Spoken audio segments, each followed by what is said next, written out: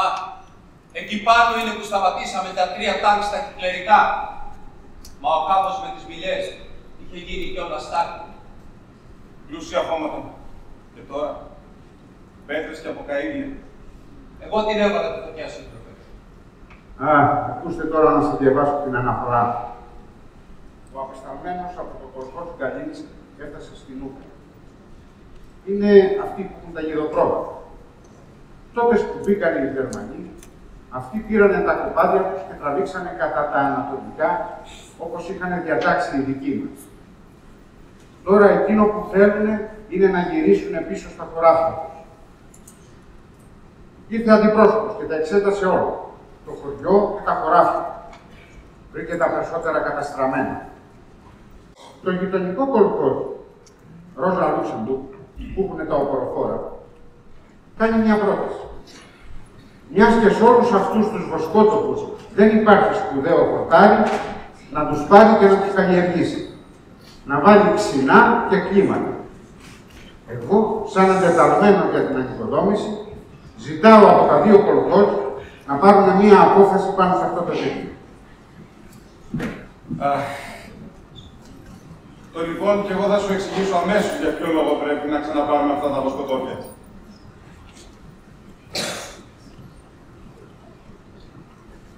Άκου τώρα τι θέλω να κάνεις.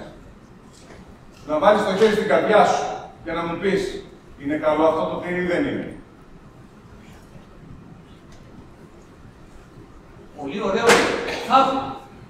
Αυτό το τυρί θαύμα, όντως και τρώει. Γιατί δεν έχει καμία σχέση με το τυρί που βγάζαμε άλλοτε. Ξέρεις γιατί. Γιατί πλέον οι κατσίκες μας δεν βρίσκουν νόστιμο χορτάρι να βοσκήσουν. Το λοιπόν σας λέω, πάει. Τελείωσε. Δεν είναι πια για ζωή εδώ πέρα. Μήτε το χάραμα νιώθεις, αληθινό χάραμα στο νέο βοσκοτόπι. Πώς το λένε. Δεν μυρίζει. Και βέβαια σε νιώθει κατά βάθος. Έτσι δεν είναι, σύντροφε. Γιατί στο κάτω-κάτω γι' αυτό αγαπάμε τον τόπο μας. Άλλη νοστιμάδα έχει το ψωμί. Άλλο χρώμα έχει ο ουρανός του. Αλλιώς σε φωτιάζει το αγγέλιο. Αλλιώς ακούγεται τη φωνή σου, αλλιώς νιώθεις το περπάτημά σου. Είναι έτσι ή δεν είναι. Απανέκαθεν αυτός ο κάμπος ήταν δικός μας.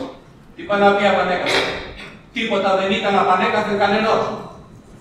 Σύμφωνα με τον νόμο, ο κάμπος δικός μας είναι. Θα τους ξαναδούμε τότε τους νόμους. Θα δούμε τι λένε.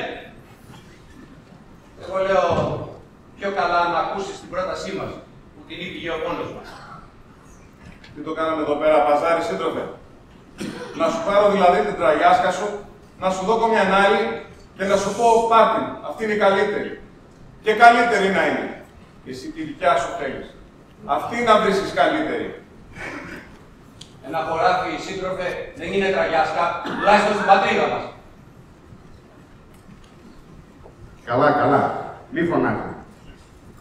Από τη μια μεριά, σωστό είναι ένα κομμάτι γης να το βλέπουμε σαν εργαλείο που θα μας βοηθήσει να κάνουμε κάτι χρήσιμο. Από την άλλη όμως, πρέπει να τρέφουμε αγάπη και σεβασμό για το αίσθημα που έχουν οι άνθρωποι για τα πατρογονικά του. Γι' αυτό πριν συνεχίσουμε οποιαδήποτε συζήτηση, καλό θα είναι, σύντροφε, να εξηγήσεις στον σύντροφο από το Κολκόζι Γκαλίνης τι σκεφτόσαστε να κάνετε με τα χωράφια, εάν τα πάρετε στα χέρια σας εσείς. Εντάξει.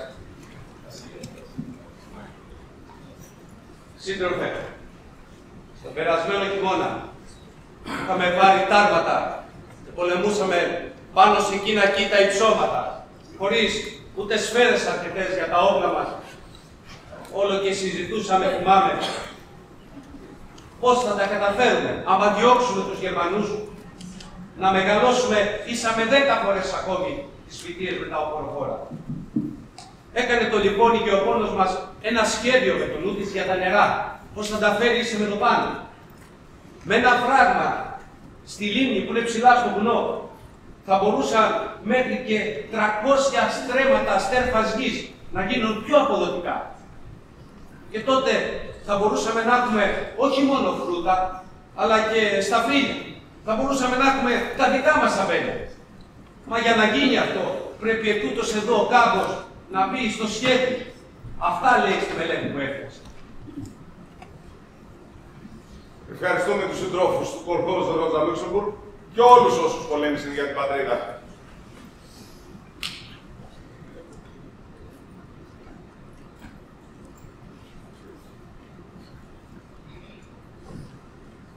Τι να δω, δεν χρειάζεται. Το σχέδιο το ήξερα ότι ήταν καλό. Όχι όμως να μου βάλω και το μαχαίρι στο λαιμό. Το μολύβι θα σου βάλω καλέ, όχι το μαχαίρι. Μωρέ, τι σου είναι αυτοί οι κλεφταράδες και πως το ξέρουμε το μάθημά τους. Από σχέδια και από μηχανές, άλλο τίποτα σε αυτόν τον τόπο. Οπότε, να γράψω στην αναφορά μου, σύντροφε, ότι θα μεσολαβήσει στο δικό σου το κολχόζ για να γίνει αυτή η παρακόρηση. Ζήτω το κολχόζ Γκαλής και καλορίζει το νέο μας σχέδιο. Σύντροφε, για να σας ευχαριστήσουμε, όπως και τον απεσταλμένο της κυβέρνησης, έχουμε ετοιμάσει ένα έργο, μια θεατρική παράσταση, που θυμίζει λιγάκι και την υπόθεσή μας. Έχουμε μαζί μας τον τραγουδιστή Αρκάντι Τσέιντζε. Τουλάχιστον να είναι καλή παράσταση, σύντροφε. Έναν ολάκερο κάπως που μας στοιχίζει. Σύντροφοι, είναι μεγάλη μας τιμή που ήρθατε να σας διασκεδάσουμε μετά αυτή την τόσο σοβαρή συζήτηση που είχατε. Πιστεύω πως θα συμφωνήσετε ότι η φωνή του παλιού ποιητή ακούγεται το ίδιο καλά ανάμεσα στα σημερινά σοβιετικά τρακτέρ. Τα παλιά κρασιά με τα καινούργια δεν είναι σωστό να τα ανακατεύεις. Η παλιά σοφία όμως με την καινούργια πρέπει. Και η δικιά μας ιστορία που θα σας παρουσιάσουμε είναι πολύ παλιά. Λέγεται «Ο κύκλος με την κοιμωλία» και κρατάει από τους Κινέζους. Εμείς βέβαια την έχουμε παραλλάξει λίγα. Καθίστε να την απολαύσετε.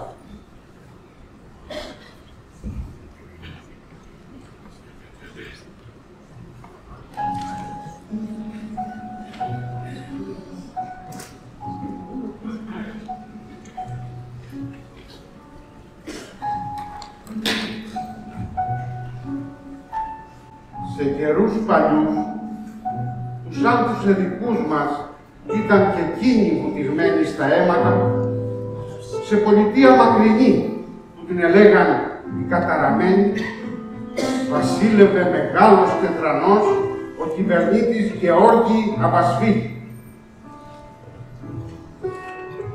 Αμέτρητα τα πλούτια του ήταν και η νέα γυναίκα του από σόη ξακουστός και ο γιώκας του ο μικρός, ένα όμορφο παιδάκι. Σ' όλη της Γεωργίας τη χώρα, κανένας άλλος κυβερνήτης δεν είχε τόσα αλόγατα καλοθρεμμένα, τόσους ζητιάνους όξω από το κατόφλι, τόσους χαραμοφάγιδες τριγύρω του, τόσους στρατιώτες πιστούς στη δούλεψή του.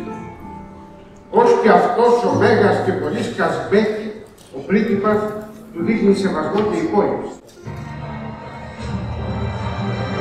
Γαλλία μοιάζει η πολιτεία, όμως γιατί τόσο στρατό φυσώνει.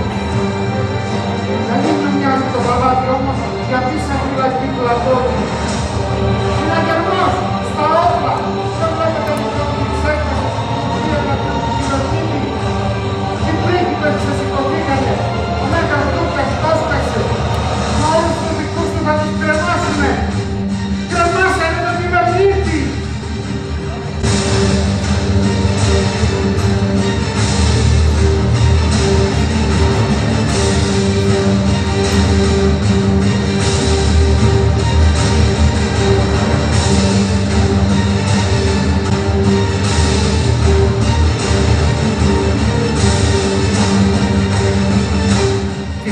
Στο μεγαλείο τους, λες και θα είναι αιώνιοι.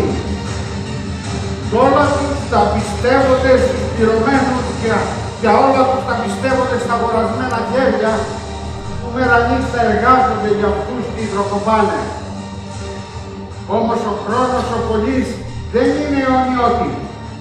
Κάποτε αλλάζουν οι καιροί και οι ελπίδες των λαών ξεσπάνε.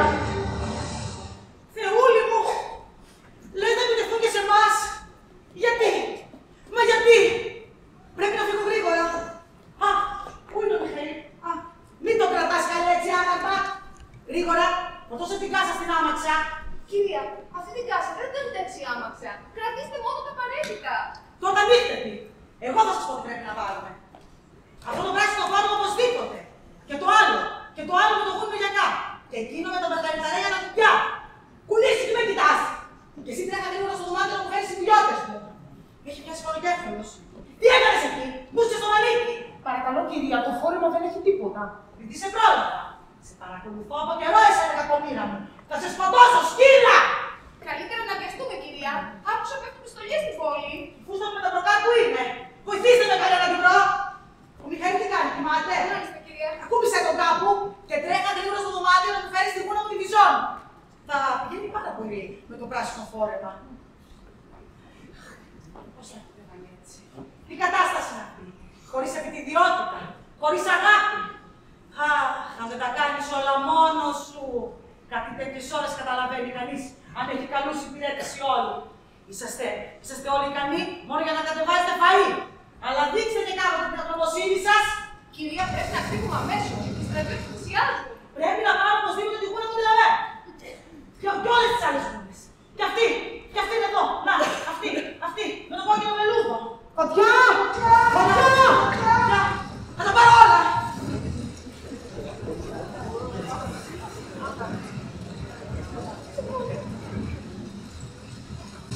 Κυρία, Έφυγε.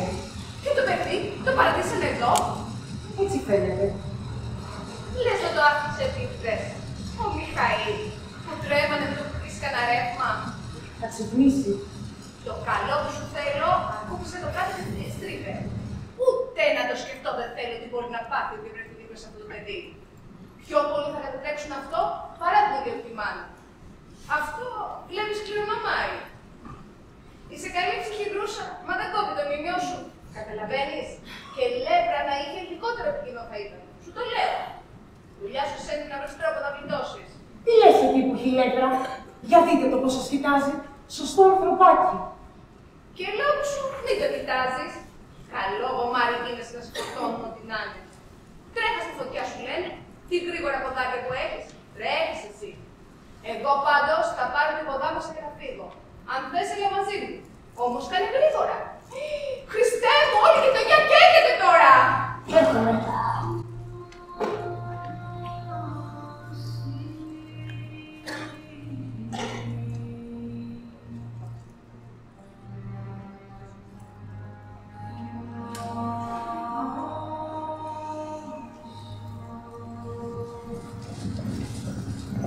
Έτσι, την ώρα που έφτανε με απόφαση να φύγει, προς το κατόφλι θάρεψε γλυκιά φωνή να την κάνει. Όχι σαν κλάμα ή τίποτα παράπονο, αλλά μόνο σαν πως της εψιθύριζε, της φαίνονταν, ένα παιδί. Γυναίκα, μη μ' αφήνεις, βοήθαμε. Και πάλι σοβαρή συνέθιζε η φωνή. Εκείνος που κάνει το κουφό του κοιτάν βοήθεια και δεν ακούει και πάει να φύγει, ξέρε το, ποτέ που πια δεν θα αξιωθεί κάλεσμα αγαπημένου που να ακούσει, που δεν φωνεί κορυδαλού μες στα χαράματα, ποτέ, που δεν ξανά σας μακαλού χωριάτου όταν νυχτώνει και ο εσπερινός τους ουρανούς σημαίνει.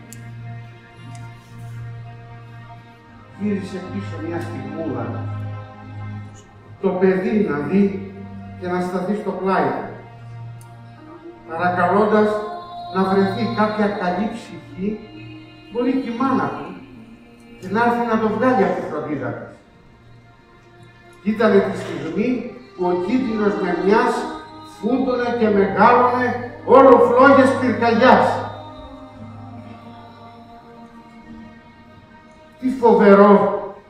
Τι φοβερό την ώρα που ξεκρίνεις μέσα σου να στριφτάει ο πειρασμός της καλοσύνης.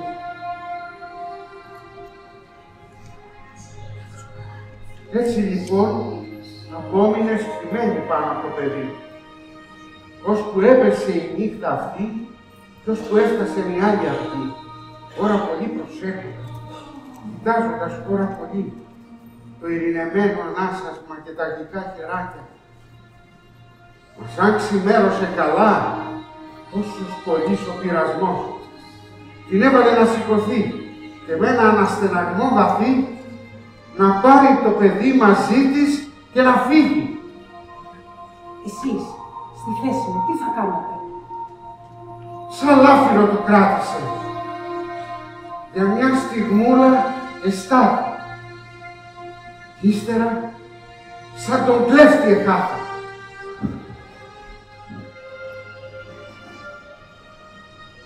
Σαν κίνησε να φύγει από την πολιτεία, η Γρούσα Βανατζέ και πήρε τη Γεωργία στη Μεγάλη Δημοσιά, το δρόμο που ανεβαίνει κατά τα όρη του βορρά, μοιάζονταν να βρει γάλα του μικρού. Έλα να δοκιμάσουμε ακόμα μια φορά. Σκέψου πόσο κοστίζει το γάλα και βίζανε. Δεν θα βρεις βέβαια τίποτα να πεις, αλλά φαντάσου ότι πίνεις. Κάτι είναι κι αυτό. Στα όρη η Γρούσα ανέβαινε, τα πόδια της πετούσαν, αλλά το πρίτυπα η σκαλτή και εκεί κυνηγούσαν.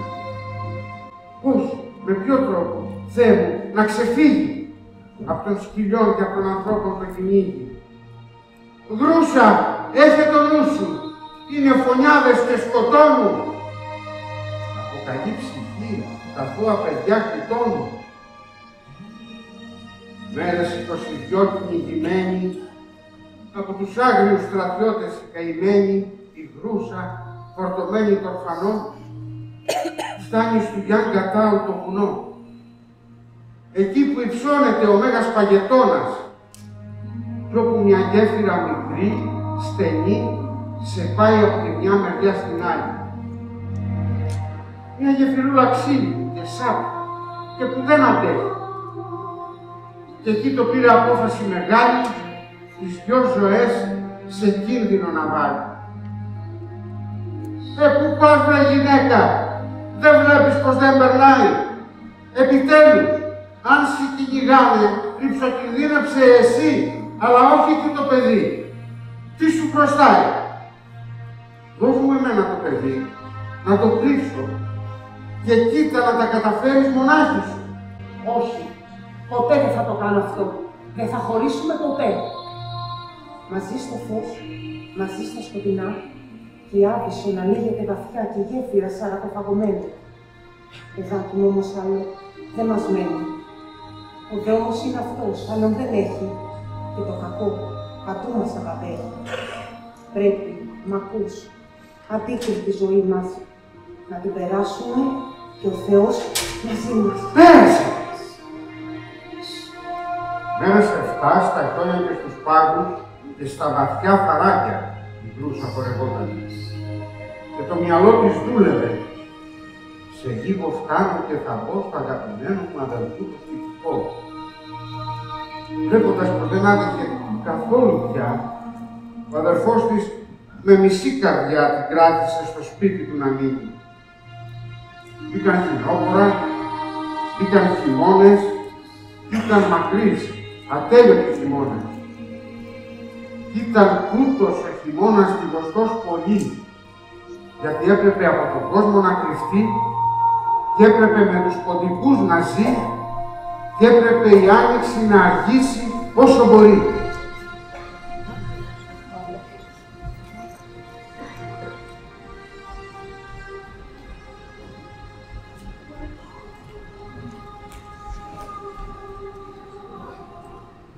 Τι να γίνει, χρειάζεται και λίγο πονηράδα, μηχανάκι μου. Αν καταφέρουμε να μην πιάσουμε πολύ τόπο, να γίνουμε σαν τα μικρούλια τα πυρνικάκια, τότε η νύφη θα ξεχάσει στο τέλος ότι είμαστε σπίτι της και ίσως καταφέρουμε να μείνουμε μέχρι να λιώσουμε τα χιόνια. Και να μην κλαις ακριώνεις. Άμα είναι κανείς φτωχός και του τουρίζει, τους κακοφαίνεται τον άλλον νόμο. Θέλω να σου πω εγώ τι θα κάνουμε, αδερφή. Πρέπει να βρεις μια θέση να εργαστείς. Με το παιδί όμως που έχεις, που σου χρειάζεται και ένας άντρας για να βουλώσουμε τα στόματα. Κάθισα λοιπόν και σκέφτηκα τι θα μπορούσαμε να κάνουμε για να σου βρούμε έναν άντρα.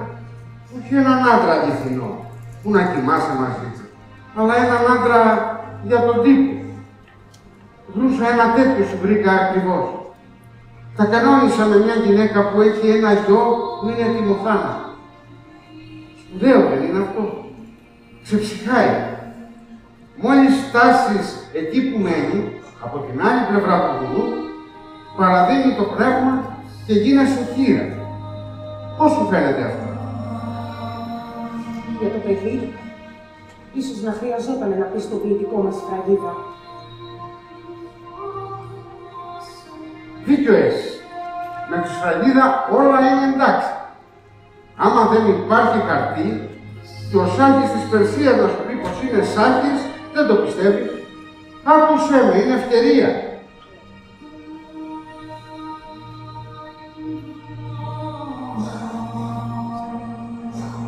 Σε εκείνα τα μέρη δεν μας γνωρίζει κανείς.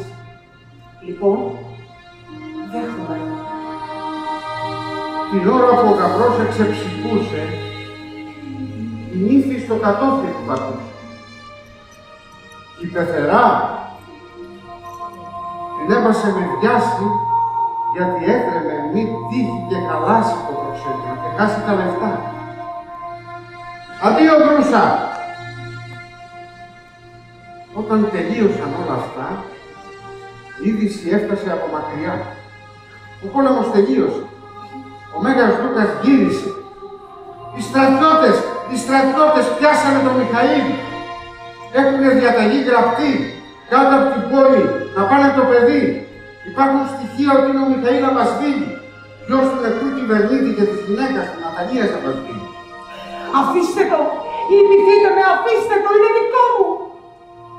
Έτσι το πήραν το παιδί και πάνε στην πολιτεία που τη λένε Καταραμένη. Πίσω του βάδιζε η δυστυχισμένη.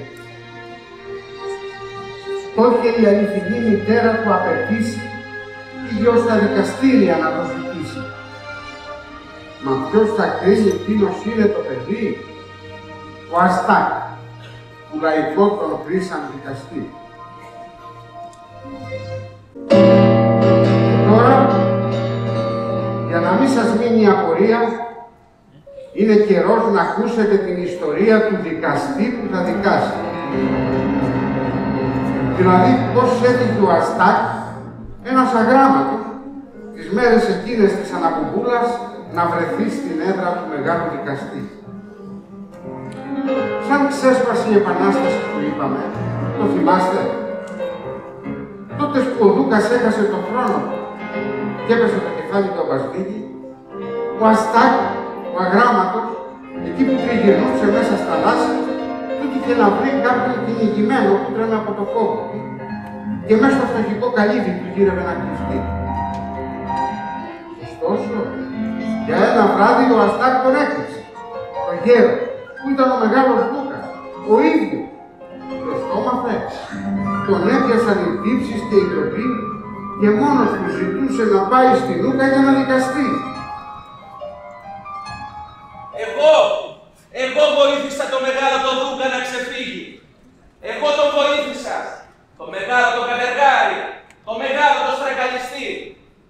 Και θέλω τώρα να με δικάσουν. Να στράψει δικαιοσύνη. Ανισοδεμένο να με φέρουν στην πρωτεύουσα για να δικαστώ. Που πήγα και έκρυψα το μεγάλο τον Δούκα. Τον αρχικλέφταρο. Να το ήξερα κι εγώ τον Θεοδόλιος. Μα τώρα έρχομαι μπροστά σας. Εγώ ο προδότης και σας ζητώ να με δικάσετε. Πού είναι σύντροφοι όμως τώρα ο δικαστής να με δικάσει? Πού είναι ανακριτής να με ανακρίνει? Τον κρεμάσανε κι αυτόν μαζί με όλους τους άλλους. Α, το λέει και το τραγούδι. Ο πόλεμος κι αν χάθηκε κι αν σπάσαν τα σπαθιά μας, το πιο σπουδαίο γέννη. Πήραμε τα λεφτά μας. Μα σαν ο λαός καταλάβει πως και πρίγκιπες και δούκες μιλούν την ίδια γλώσσα, τότε όλους μαζί θα τους κρεμάσουν. Ο πόλεμος χάθηκε, μα όχι για τους πρίγκιπες. Ο πόλεμος κερδίθηκε για τους πρίγκιπες. Γιατί οι πρίγκιπες κέρδισαν 3 εκατομμύρια πιάστα από τα άλογα που ποτέ δεν παρέδωσαν. Κι άλλα 8 εκατομμύρια πιάστα από τα στρατεύματα που ποτέ δεν στρατολόγησαν. Έλα του λόγου σου. Έλα και κάτσε εδώ πέρα. Κατεργάριδες την είχαν πάντα αυτή τη θέση.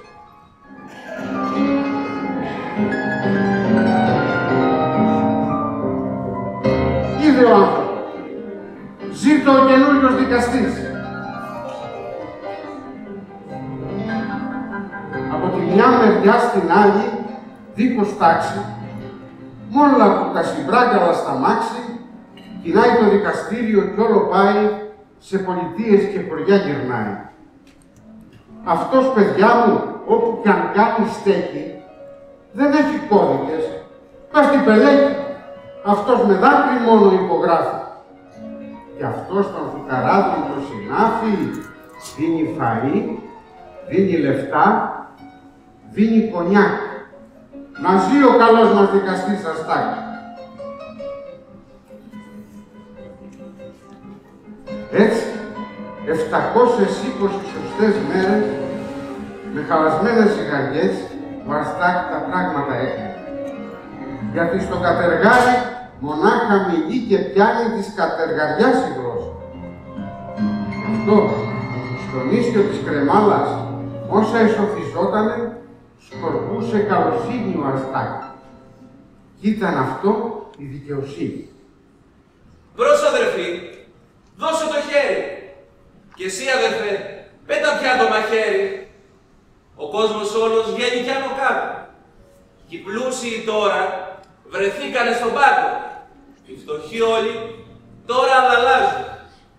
Κι αυτός, όπου δεν είχε μια μπουκιά ψωμί, τώρα το στάρι όλου του κόσμου θα γευτεί. Και τώρα φτάνουμε στη μέρα της δίκης που έγινε για το παιδί. Το παιδί του κυβερνήτη. Να πούμε δηλαδή το πώς εξακριβώθηκε ποια κατά βάθος είναι η αληθινή μητέρα με την περίφημη δοκιμασία του κύκλου με την τιμωρία. Τα καταφέρνει κιόλας να πλένεται μόνος του. Είναι σπουδαίος. Πρέπει να έχω τύχει σήμερα. Ευτυχώς δεν έχει μεγάλο κρατήριο. Δεν μπορώ να υποφέρω την πόχα τους. Με πιάνει πονοκέφαλος. Σας παρακαλώ πολύ, κυρία μου. Προσέχετε τα λόγια σας ενώπιον αυτού του δικαστή. Για σταθείτε η δίλα του Πολατζέ. Δεν είδα και τίποτε. Εμένα μ' αρέσει ο λαός. Μ' αρέσει αυτή η απλότητα που έχει. Μόνο την πόχα τους δεν μπορώ να υποφέρω. Με πιάνει πονοκέφαλος. Αυτός εδώ είναι το σπουδαίο πρόσωπο. Για να βάλω τον πισινό μου κάπου στα μαλακά. Φως! Μια υπόθεση γελία, εξοχότατε. Η Αντίδικος απήγαγε το παιδί και αρνείται να το αποδώσει. Όμορφη γυναίκα, ενδιαφέρουσα. Το δικαστήριο αρχίζει. Θέλω να μου πείτε την αλήθεια. Εννοώ να μάθω την αλήθεια και μόνο την αλήθεια. Προπαντός από σένα. Το αίμα, κύριε Πρόεδρε, όπως λέει ένα παλιό γνωμικό του λαού, είναι βαρύτερο από το νερό. Ως γνωστό, η σοφία των αρχαίων. Το δικαστήριο επιθυμεί να γνωρίζει, κυρία δικηγόρε, πόσα παίρνετε για αμοιβή. Πώς είπατε? Πόσα. Μάλιστα.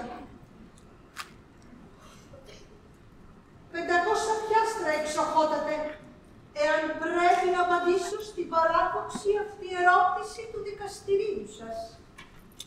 Τα ακούσατε όλοι εσείς αυτό. Παράδοξη ερώτηση. Βρε, αν ρωτάω, είναι για να κρίνω καλύτερα την υπόθεσή σας. Άμα ξέρω πόσο σπουδαία δικηγόρος είστε. Ευχαριστώ τη χάρη σας. Οι δεσμοί του αίματος, κύριε Πρόεδρε. Υπάρχουν πιο στενοί δεσμοί ανάμεσα σε μία μητέρα και ένα παιδί. Είναι δυνατόν ποτέ να αποσπάσουμε ένα παιδί από τη μητέρα του? Το έχει συλλάβει στη θείον έκσταση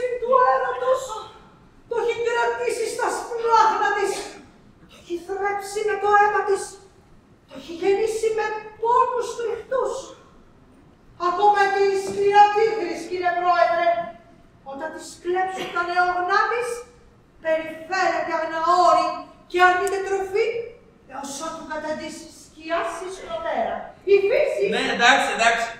Τι έχεις να πεις εσύ για όλα αυτά και για όλα όσα είχε να μας πει ακόμα η αξιότιμη κυρία δικηγόρος? Είναι δικό μου. Μόνο αυτό. Τίποτα άλλο. Μπορείς τουλάχιστον να τα αποδείξεις, φαντάζομαι. Γιατί να ξέρεις, αν δεν μου πεις τουλάχιστον ένα λόγο, δεν πρόκειται να το κατακυρώσω σε σένα. Εγώ το μεγάλωσα. Και το μεγάλωσα με όλη μου την προσοχή και με όλη μου τη φροντίδα. Ό,τι και να γινότανε, πάντοτε εγώ του έβρισκα να φάει κάτι και να κοιμηθεί σαν ζεστά. Με έβαλε σε ένα σωρό μπελάδες και μου κόστησε και αρκετά. Δεν κοίταξα όμως ποτέ το δικό μου το συμφέρον. Του έμαθα να είναι ευγενικό με όλους τους ανθρώπους και να δουλεύει όσο μπορεί. Μα είναι μικρό ακόμα. Είναι χαρακτηριστικό, κύριε Πρόεδρε, και η ίδια η ενδιαφερομένη δεν άφησε να εννοηθεί κανενός είδους δεσμοσέβατος μεταξύ αυτής και του τέκνου. Το δικαστήριο το λαμβάνει σοβαρός υπόψη. Ευχαριστώ τη χάρη σας. Και τώρα, επιτρέψτε, κύριε Πρόεδρε, σε αυτή τη γυναίκα που κατέχεται από βαθιά συγκίνηση, που μόλις έχασε τον άντρα της και τώρα κινδυνεύει μη χάσει και το παιδί της, να σας απευθύνει μερικά λόγια. Ναταλία Μπασβίλη. Μια σκηναμία, κύριε Πρόεδρε, με αναγκάζει να σας παρακαλέσω να μου αποδώσετε το παιδί μου. Δεν μπορώ να σας περιγράψω τα ψυχικά μαρτύρια μιας μητέρας που αποστερείται του τέκνου της. Τα βάσανα, τις αϊπνίες. Είναι ανήκουστος στη συμπεριφορά εναντί αυτής της γυναίκας, κύριε Πρόεδρε. Της απαγορεύουν να εισέλθει στο μέγαρο του αντρός της. Της αποστερούν των αγαθών και των εισοδημάτων της. Της αναγγέλνουν ψυχρός ότι αυτά μεταβιβάζονται εις κληρονόμων. Δηλαδή, καταλαβαίνετε, εάν χάσει το παιδί, χάνει όλα της τα δικαιώματα. Δεν της μένει τίποτε. Όλα μου τα δικαιώματα. Δεν μένει τίποτε. Ούτε το δικηγόρο της δεν θα έχει να πληρώσει. Πρέπει να προσθέσω όμως ότι παραμένει στο προσκήνιο το ανθρώπινο δράμα αυτής της γυναίκας, όπως σας το εξιστόρισε στην αρχή του συγκινητικού της λόγου. Μην ανησυχείτε, κυρία συνήγορε. Το δικαστήριο λαμβάνει και αυτό το επιχείρημα υπόψη. Ιδιαιτέρως δε το ζήτημα της περιουσίας που θίξατε. Και το θεωρεί μάλιστα μία ένδειξη βαθυτά του ανθρωπισμού εκ μέρους σας. Ευχαριστώ τη χάρη σας. Και τώρα επιτρέψτε μου να θέσω υπόψη του δικαστηρίου σας τα γεγονότα όσοι έχουν γυμνά την ηθεία τους. Ο Μιχαήλ Αμπασβίλη, μετά τη φυγή της μητέρας του και μετά από μια ατυχή σειρά γεγονότων, εγκαταλείφθη η Ελαγογρούσα, η οποία υπηρετούσε εις το παλάτι, παρίστατο και επεδείκνυε ζωηρό ενδιαφέρον για το παιδί. Μετά 3 έτη περίπου, εμφανίζεται η Ελαγογρούσα μαζί με το παιδί και σε έναν απρόσιτο ορεινό χωριό και εισέρχεται εις νόμιμο γάμο. Πώς έφτασες εσύ εκεί πάνω? Με τα πόδια εξοχότατε. Κι ήταν δικό μου το παιδί. Εγώ παντρεύτηκα εξαιτίας αυτού του παιδιού. Να έχει ένα κεραμίδι να βάλει το κεφάλι του από κάτω. Δηλαδή, ύστερα από όσα μας λες, το παιδί τι ήτανε? Μπαστάρδικο? Σου μιλάω, δεν αποκρίνεσαι. Το παιδί τι ήτανε? Κανένα ψωριάρικο του δρόμου ή κανένα κοντόπουλο? Κανονικό παιδί ήτανε. Κανονικό παιδί. Θέλω να πω, μήπως από μικρό είχε τίποτα εκλεπτισμένα χαρακτηριστικά? Ναι, είχε μια μύτη στη μέση του προσώπου. Μια μύτη στη μέση του προσώπου. Και αυτή την απάντηση τη θεωρώ πολύ σοβαρή. Και για μένα λέγανε ότι είχα μια μύτη... Τέλος πάντων, δεν μπορώ να βγάλω πια συμπέρασμα με όλα αυτά τα παραμύθια. Και ιδιαιτέρως με τα δικά σου. Πρέπει να καταλήξουμε σε ένα συμπέρασμα. Και βέβαια θα την περάσετε στα γρήγορα την υπόθεση. Είδα καλά πόσους παράδες πήρατε. Σκασμός! Μήπως πήρα τίποτα του λόγου σου? Γιατί δεν είχα να σου δώσω, γι' αυτό. Πολύ σωστά. Κι αν περίμενα από κάτι λιμασμένο σαν και σένα για να ζήσω, θα μπορούσα να έχω πεθάνει και της πείνας. Έτσι δεν είναι? Θέλετε δικαιοσύνη. Μα όχι και να την πληρώνετε. Όταν πηγαίνετε στο χασάπι, το σκάτε τον παρά για να γεμίσετε την κοιλιά σας με κρέας. Όταν μου έρχεστε όμως στο δικαστή, έρχεστε λες και πάτε σε κάποια κηδεία να χαζέψετε. Θες να της παραδώσεις αυτήν στο παιδί που μήτε βρακή να του αλλάζετε κατέχει. Αλλά όσο σκαβάζω εγώ από δικαιοσύνη, άλλο τόσο σκαβάζεις και του λόγου σου, να ξέρεις. Έχεις ένα δίκιο σε αυτό που λες. Εγώ είμαι ένας αγράμματος. Μήτε καλά τα παντελόνια μου δεν μπορώ να φορέσω κάτω από τούτη πέρτα. Να, δες και εσύ αν θες. Εμένα το μόνο που με νοιάζει είναι το φαΐ και το πουλί. Όμως εγώ έχω τώρα την εξουσία και γι' αυτό σου βάζω 10 πιάστρα πρόστιμο. Για να ξέρεις, είσαι και πολύ κουτί. Γιατί αν ήσουν πιο έξυπνη, θα συμπεριφερόσουν διαφορετικά. Θα μου έκανες και δακτικά ματάκια, θα μου κουνούσες λιγάκι και το πισινό σου. Έτσι, να με πάρεις με το μέρος σου, παιδί. Μωρέ, και 30 πιάστρα να έκανε να πληρώσω, πάλι θα σου λέγα τη λογίσει τη δικαιοσύνη σου, μπεκρούνιακα. Που έχεις το θράσος να παριστάνεις και τον Κύριο και δεν τρέπεσαι να βλέπεις μια γυναίκα μπροστά σου έτσι να κοκκινίζει. Αλλά ήθελες να γίνεις στο τσιράκι τους, μη τυχόν και χάσουμε τα σπίτια που έχουν βάλει στο χέρι, κατακλέβοντας το κοσμάκι. Πού το βρήκες, μωρέ, γραμμένο να έχουν και δικά τους σπίτια οι κορέοι, που γίνηκες ο κολαγούζος τους. Αλλά αν δεν υπήρχαν κάτι τέτοιοι σαν και σένα, ναι, δεν θα μπορούσαν να τραμπολογάνε τους άντρες μας στους πολέμους τους, πουλημένοι. Κουκούτσι ευθύμηση δεν σου έχω. Κάνει ο κλέφτης και κάνει ο φωνιάς με το μαχαίρι. Αυτοί τουλάχιστον κάνουν αυτό που τους γουστάρει. 30 πιάστρα πρόστιμο. Έτσι, ήθελέστα και παδέστα. Και μην νομίζεις ότι θα κάθομαι να τσακώνομαι μαζί σου, λες και βρίσκομαι σε κανένα ταβερνίο. Δεν μου το επιτρέπει εξάλλου η δικαστική μου αξιοπρέπεια. Φέρτε το παιδί μέσα τώρα, το θέλω.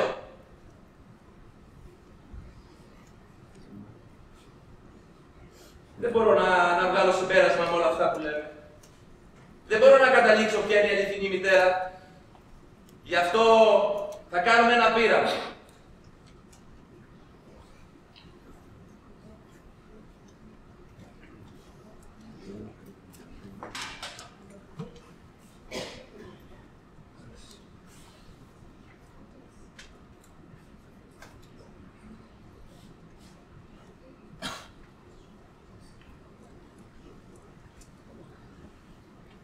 Φέρτε το παιδί τώρα μέσα.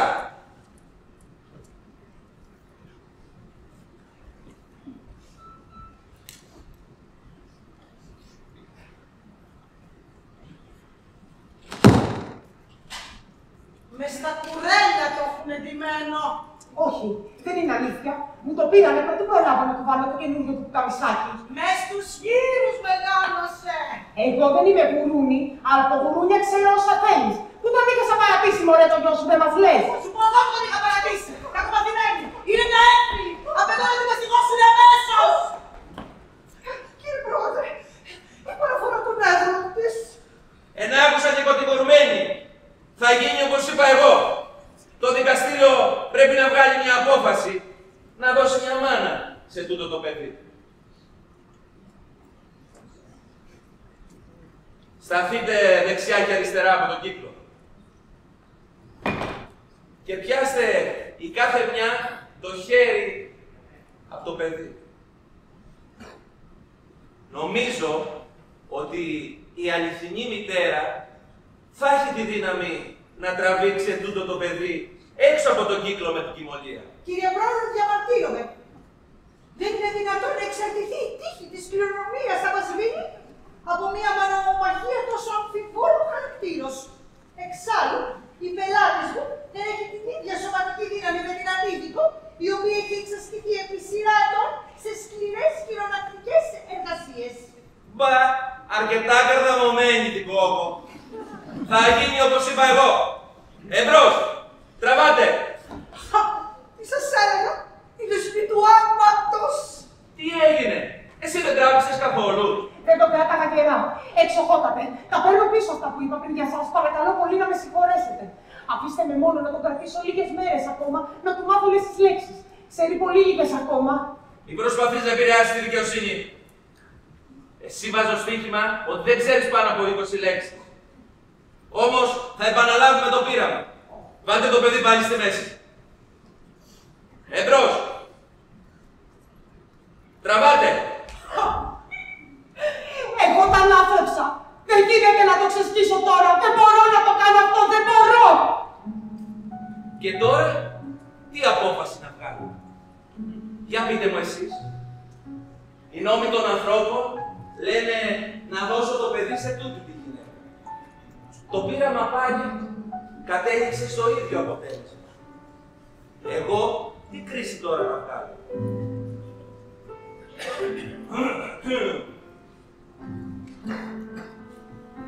Το δικαστήριο κατέληξε σε απόφαση.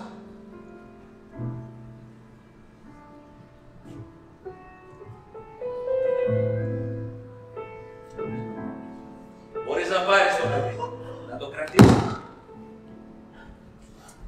Μόνο γυναίκα, σε συμβουλεύω ένα. Μη μείνεις πολύ καιρό σε τούτη πολιτεία, γιατί μένουν και αυτοί εδώ. Και όσο για σένα, αν δεν χάσω από μπροστά μου, μη σου πάρω καμιά ποινή που προσπάθησες να εξαπαντήσεις το δικαστήριο. Και σχετικά με την περιουσία και τη διαθήκη Αμπασβήρη, ορίζω αυτή να πάει στο ταμείο του Δήμου και να γίνει ένας μεγάλος παιδικός κήπος που να έχει το όνομα ο κήπος του Ασδά. Νομίζω ότι λείπει κάτι τέτοιο την πολιτεία αυτή. Και τώρα νομίζω ήρθε ο καιρός να σας αποχαιρετήσω κι εγώ. Να αποχαιρετήσω πια αυτό το μανδύα του δικαστή. Δεν τον ανέχω πια. Με βαραίνει. Με κάνει να χύνω μαύρο υδρότα. Μα πριν αποχαιρετιστούμε, ελάτε εδώ όλοι μαζί. Να πάμε και έξω που οργάνωσα στα χωράφια μια μεγάλη γιορτή. Πρε τι λέω, πάλι τσουγμένα τα. Μετά από εκείνη τη βραδιά, ο Αστάκ χάθηκε. Όμως στη μνήμη του ο λαός πιστός εστάθηκε. Ποτέ σου δεν λησμόνισε ότι στις μέρες του βασίλεψε σχεδόν η ισότητα. Όσο για σας που ακούσατε την ιστορία του κύκλου τούτου με την κοιμωλία, τι λένε να θυμάστε για το κάθε τι και τι πιστεύουν οι παλιοί σοφοί. Κανένα πράγμα δεν είναι κανενός. Ή αν όχι, τότε ανήκει σίγουρα κοινού που το έχει μεράκι και τα αγαπάει και το γνωρίζει. Ένα παιδάκι ανήκει σ' όποιον το φροντίζει. Το αμάξι ανήκει στον προσεκτικό οδηγό, μην τύχει και το ρίξει στον κρεμό. Κι η γης με τους καρπούς που περισσεύουν σ' αυτούς που την πονούν και τη δουλεύουν.